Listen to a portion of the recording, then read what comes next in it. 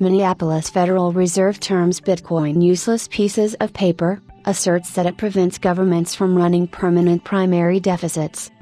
When you have the Minneapolis Federal Reserve and the European Central Bank, ECB, castigating Bitcoin with near synchronicity, odds are that it is a coordinated attack.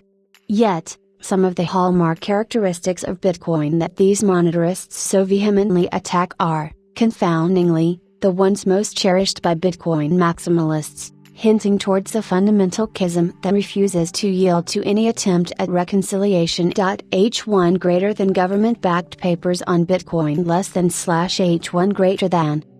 First, the ECB published a paper on the 12th of October, asserting that the early adopters of Bitcoin steal value from latecomers.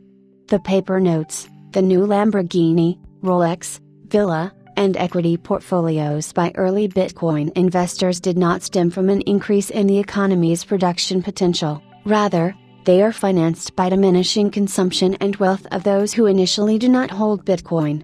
Then, the ECB paper advocates for legislation to prevent Bitcoin's price from rising, all in a bid to prevent the division of society. Now, as the cryptosphere at large continues to debate the demerits of the ECB's paper, the Minneapolis Federal Reserve has decided to jump into this melee with another wild take. To wit, in a paper that explores the ability of the government to run permanent primary deficits, the Minneapolis Federal Reserve identifies Bitcoin as one of the most important impediments, but this result fails if there are also useless pieces of paper, Bitcoin for short, that can be tried. Ed.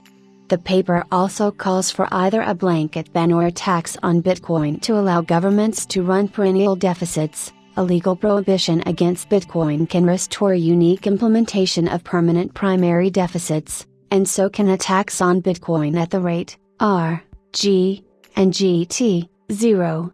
Of course, this development comes as the Minneapolis Federal Reserve President, Neil Kashkari, recently raised three major points against the world's preeminent cryptocurrency in a public talk. First, he asserted that he has never met anyone who had bought a common staple using Bitcoin, questioning the cryptocurrency's role as a medium of exchange. He then cited the example of the post-pandemic inflationary impulse, where Bitcoin plunged with the rest of the risky asset universe, to posit that the cryptocurrency remains a terrible inflation hedge. Finally, Kashkari proclaimed that the cryptocurrency is nothing but a vehicle for speculation.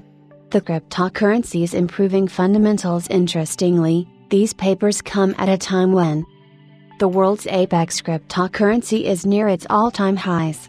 What's more, the spot Bitcoin ETFs have now attracted a whopping $20 billion in inflows, that too within just a year of their launch.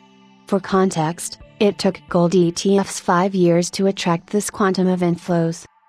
Also, Bitcoin appears to have broken out of its channel just ahead of the presidential elections in the US.